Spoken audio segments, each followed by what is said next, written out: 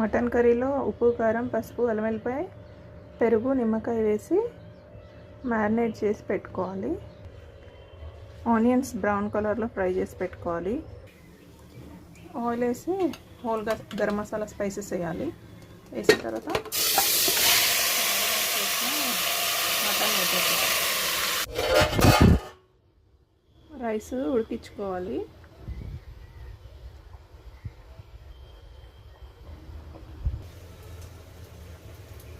Mutton ఉడికించుకున్న తర్వాత curry ఒక లేయర్, రైస్ ఒక లేయర్, ఆనియన్స్ ఒక లేయర్ వేసుకోవాలి.